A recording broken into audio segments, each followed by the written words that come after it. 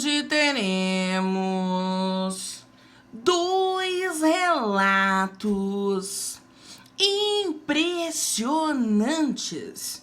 Um relato sobre lobisomem e um relato paranormal. Bora pro relato, galerinha! O primeiro relato de hoje foi me enviado pela minha inscrita Jéssica.b. Vamos ao relato.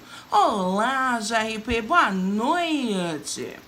O relato que eu vou contar para vocês, seus inscritos, agora, aconteceu com um amigo meu no ano de 2017, no interior da Bahia. Eu morava, na época do relato, na zona rural, e nesse local tínhamos duas rodovias, que eram chamadas de rodovia de baixo e rodovia de cima. Na rodovia de baixo, o fluxo de moradores era muito maior. Então o prefeito resolveu abrir uma escola. E nessa escola havia somente um único professor na época desse relato. O nome dele era Miltinho. Só que ele tinha um apelido. E o seu apelido era Miltinho 6. Esse apelido foi dado a ele devido a todos os filhos dele terem 6 dedos nos pés. Para ir trabalhar da cidade até a escola, Miltinho 6 usava uma bike como meio de transporte. O que para ele estava ótimo, pois a distância da cidade até a escola era menos de 1 légua. O professor Miltinho ministrava suas aulas no período da manhã e no período da tarde. Ele era um excelente professor, que ajudava todos e tinha somente boas intenções para com todos os seus alunos e conhecidos. E, devido a isso, ele sempre era convidado para um lanchinho, na casa dos pais dos alunos ou na casa de conhecidos dele que moravam próximo à escola. E isso acontecia toda vez que ele acabava o seu segundo turno.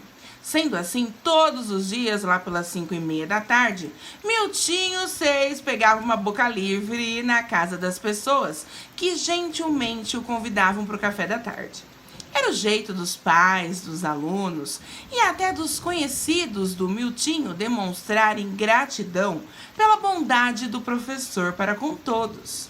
Na roça, JRP sempre escurece muito cedo e Miltinho 6, após a boca livre, vinha pedalando em sua bike pela estrada de terra, rodeada por capim alto, ansioso para chegar na cidade e descansar em sua casa. Só que num certo dia, Miltinho 6 ouviu um barulho estranho que vinha do meio do capim alto. Ele podia ouvir o mato se quebrando. Era como se algo pesado estivesse seguindo ele pelo mato. Miltinho 6 teve a impressão que aquela coisa, seja lá o que fosse, estava o observando por dentro do capim alto. Ele chegou nessa conclusão, JRP, porque isso se tornou corriqueiro. Durante algum tempo, algo o perseguia pelo matagal. Até que, para o pré-infarto do Miltinho 6, o que estava no meio do matagal resolveu passar do nada na frente dele e fez com que ele caísse da bike assustado. Na hora ele disse que viu que aquilo era um lobisomem. Enorme, muito peludo, um ser horripilante. Miltinho 6 esperou o ataque, mas disse que o bicho não o atacou. Aí ele levantou e foi embora totalmente assustado. E não pense vocês que isso parou por aí. JRP, mas não parou mesmo. O lobisomem tentou atacá-lo várias e várias vezes. E isso acontecia com ele em qualquer lua, não somente na lua cheia. Miltinho 6 contava para seus conhecidos o fato ocorrido e seus conhecidos diziam para ele: cuidado, meu amigo, esse lobisomem não tem intenção de te matar não, viu? Se ele quisesse te matar, ele já tinha te matado há tempos. Ele está querendo saltar por cima de você 3 vezes, para que a maldição que ele carrega passe para você. Miltinho na hora sentiu um frio percorrer a sua espinha, JRP, e disse que entrou em pânico só de pensar que isso poderia acontecer com ele. Ele não queria virar bicho de jeito nenhum. Aquele ser era feio demais, fedia muito, parecia que estava enrolado no emaranhado de carniça, tamanho fedor que o bicho exalava.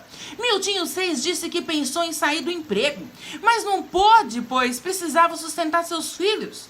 Então, teria que enfrentar o medo de qualquer maneira.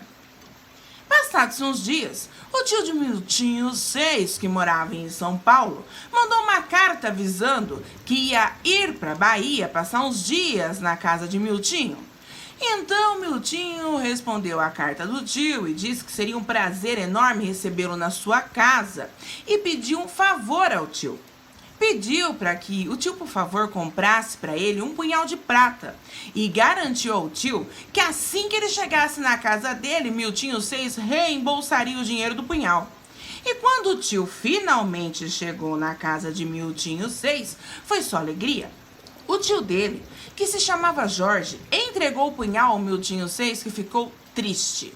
É isso mesmo que você e seus inscritos estão ouvindo. Miltinho Seis ficou triste, pois o punhal era pequeno, GRP, menor que a palma da mão dele. Só que ele disfarçou sua tristeza para que o tio não ficasse chateado, reembolsou o dinheiro gasto pelo tio e disse ao tio que ele tinha que trabalhar, mas que o tio podia ficar à vontade na casa dele. Sendo assim, lá foi Miltinho Seis para a escola. No final do dia, Miltinho Seis foi para casa de uma tia minha, GRP, que era amiga dele, e ficou por ali jogando conversa fora.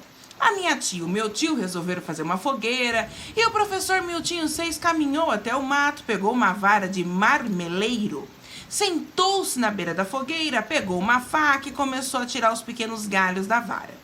Depois pediu alicate e arame emprestados para minha tia e encaixou o pequeno punhal de prata na ponta dessa vara, deixando o punhal bem firme. Minha tia, vendo tudo isso, perguntou para o seu amigo professor: meu amigo, mas o que você está fazendo? Para que você vai utilizar isso?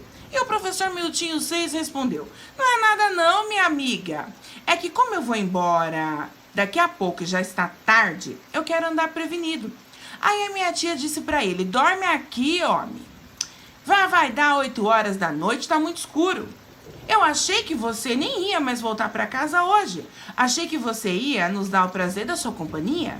O professor Miltinho Seis agradeceu pela hospitalidade, mas disse que não iria dormir lá não, pois ele tinha visita na casa dele e a mulher dele ficaria preocupada. Aí ele se despediu e foi-se embora. No meio do caminho foi atacado pela fera, que pulou por cima da cabeça dele e o fez cair da bike. O bichão partiu pra cima do Miltinho Seis, GRP. Tentou atacá-lo de todas as maneiras e Miltinho Seis tentava se defender como podia daquela coisa do capeta, que era extremamente rápido. Então o bicho se embrenhou no matagal novamente e logo pulou por cima do professor Miltinho Seis. Mas dessa vez Miltinho, muito esperto, cravou o punhal de prata no bicho e na hora o bicho urrou de dor. Miltinho segurando firme a vara. A noite estava escura, mas devido à estrada ser de areia branca, Miltinho Seis pôde presenciar a coisa mais horripilante de sua vida. Ele começou a ver o animal surreal na sua frente tomar a forma humana, bem devagar. Os ossos do lobisomem estalavam, parecidos com o barulho que se faz ao estalar os dedos, só que muito mais dolorido. Aquilo sentiu uma dor medonha e chegou a se mijar todo. E o cheiro de urina forte foi tamanho que o professor Miltinho Seis acabou vomitando. Passados alguns minutos, ele reconheceu o homem que virava bicho, GRP. Esse homem era seu vizinho, que com dificuldade levantou, olhou para o professor Miltinho Seis, arrancou o punhal do corpo e falou para o professor: vá embora da cidade. Nem pense em contar para alguém o que você viu. Ou eu mato você e depois mato toda a sua família. Saia da minha frente agora, anda! O professor não pensou duas vezes, GRP, pegou sua bike e vazou. Veio embora para casa pedalando rápido, desesperado e foi-se embora para o estado do Pará. Voltou algumas vezes para visitar a vila, mas somente a passeio. E como eu sei de tudo isso, JRP, é que além de conhecer o professor Miltinho 6, já que eu já disse que ele é o meu amigo, esse lobisomem que o ameaçou e atacou é meu primo. Só que apesar dele ser meu primo, eu não convivo com ele. Mas ele até hoje tem a cicatriz deixada pelo punhal do Miltinho 6. E meu outro primo, irmão desse lobisomem que atacou o professor Miltinho 6, também virava bicho. Só que ele já morreu e foi achado morto na beira de um riacho sem marcas de violência ou sinal de afogamento. Esse relato é verídico e aconteceu com meu amigo Miltinho 6. Um relato que infelizmente envolve uma pessoa da minha família.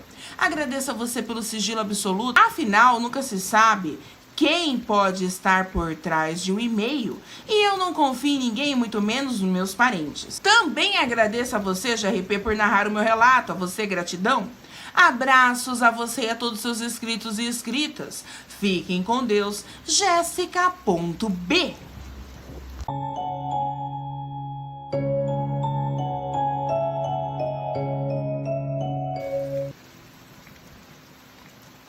O segundo relato de hoje foi me enviado pelo meu inscrito José Vieira.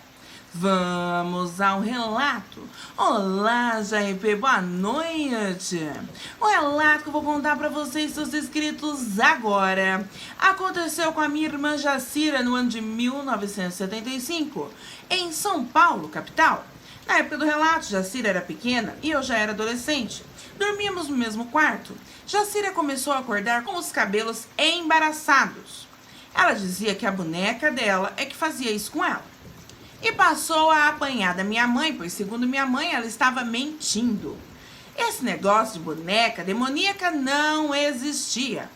Eu nunca tinha visto nada. Achei que fosse coisa da cabeça da Jacira, que passou a ficar muito triste e calada, pois minha mãe ficava brava com ela.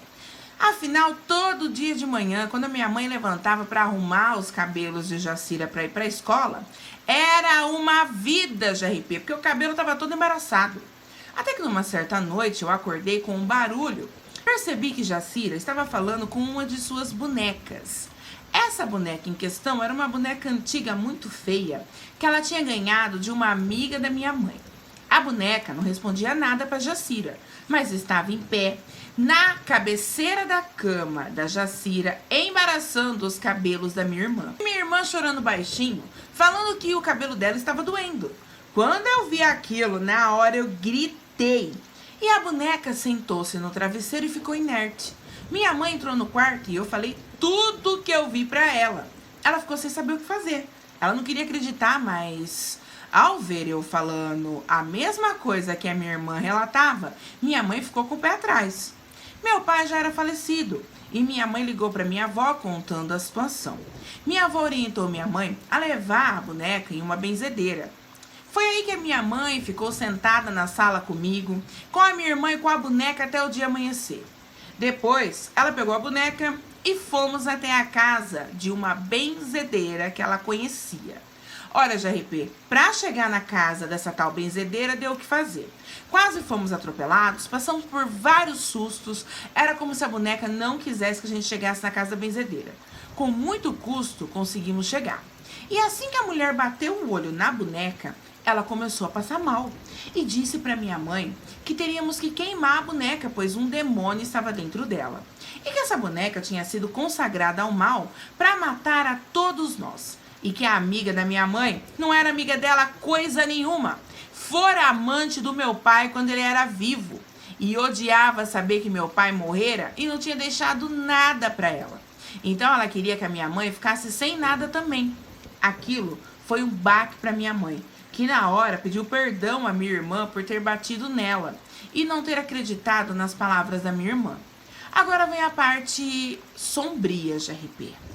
A mulher pregou a boneca em uma cruz de pau que ela mesma fez e tacou fogo na boneca nos fundos da casa dela. Minha irmã, minha mãe e eu presenciamos a cena. Minha mãe perguntou por que a mulher estava pregando a boneca na cruz.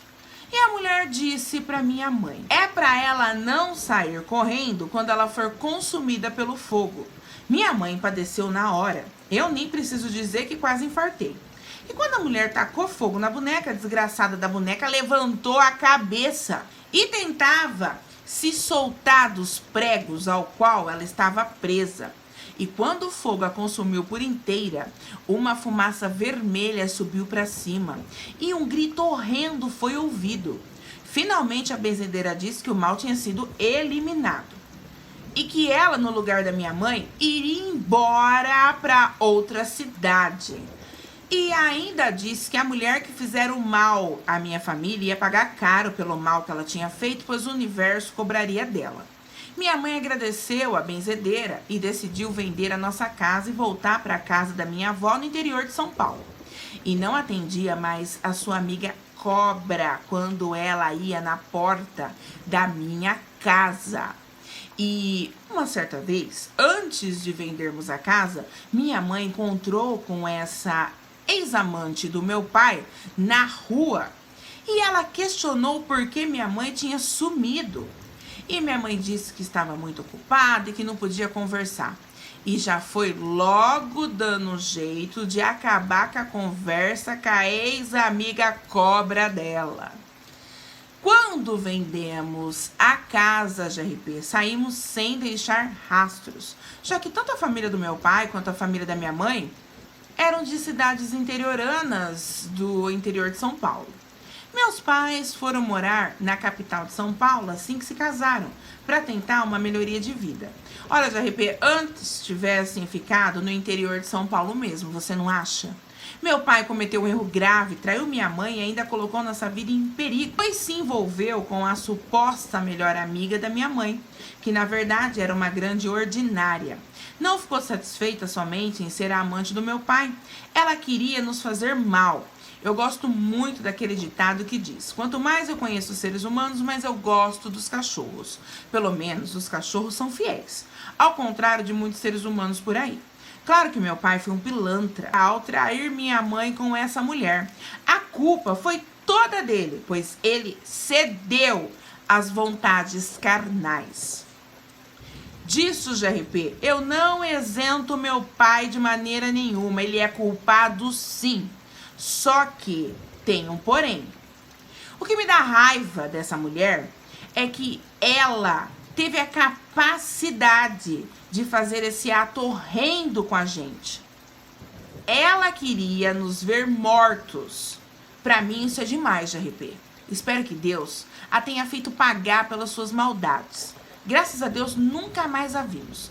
Gratidão a você por narrar meu relato. Minha mãe casou-se novamente e morreu feliz. Minha irmã e eu vivemos ainda no interior de São Paulo e formamos cada um a sua família. E se estamos vivos, GRP, foi graças à bondosa benzedeira, que são seres de luz agraciados pelo Pai, servindo de instrumento do Pai Todo-Poderoso para ajudar seus filhos. Abraços a você, GRP, e a todos os seus inscritos e inscritas maravilhosos. Não desejo esse tipo de experiência para ninguém.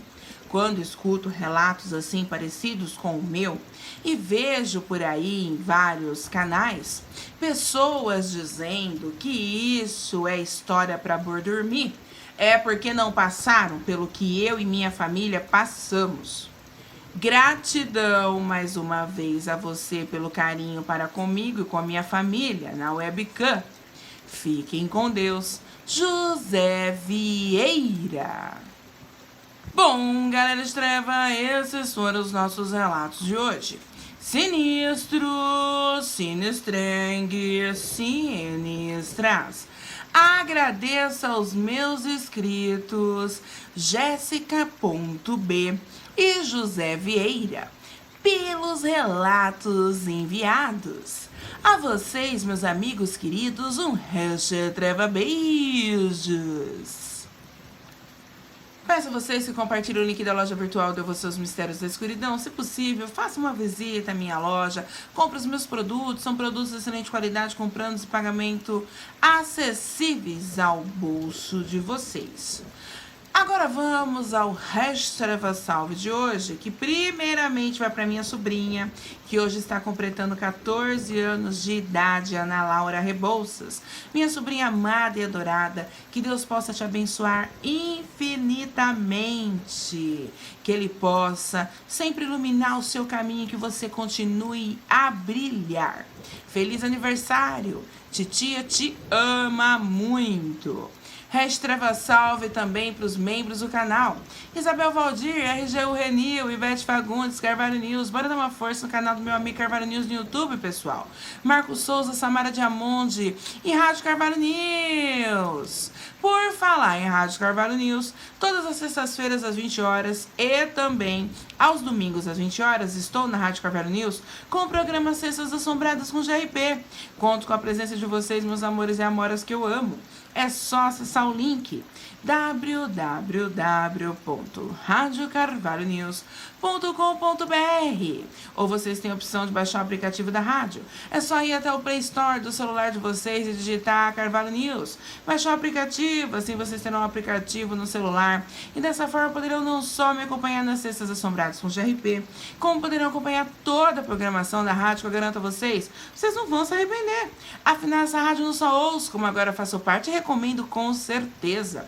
Restreva salve também para Letícia Goulart, Ulisses Vieira de Melo, Ailton Caminho, Paula Batista, Maria Socorro Silva, Evaldo Ribas, Agatha Beatriz, Cássia Marina, Sandra Regina de Oliveira, Noemi Pastoriza, Doutora Jane Lima, Messias, Nilce do Lago, Daisy Pereira da Silva, Lampião Paulista, Ellen Lúcio de Araraquara, Joiciane Santos, Sun Hunter, Joanete Rocha, Eliette Soares, Sônia Rossi, Márcio Martins, Solineide Oliveira, Magda Garcia, Sandro Ragno, Elizabeth Medeiros, C.V, Carla Solino, Carlinha Diva do Paraná, Clau Maciel, Mara Buquerque, Maria Aparecida, Muito Irado, Aloísio Júnior, Paulo Batista, Luiz Fernando da Silva, Rosimeire dos Santos, Clarisa Medeiros, Mário Meirelles Filho, Silmara Santos, Paola Cardoso, Lu Toledo, Eliara Hans, Wagner Conceição, Fábio Júnior. Bora dar uma força no canal do meu amigo cantor no YouTube, pessoal.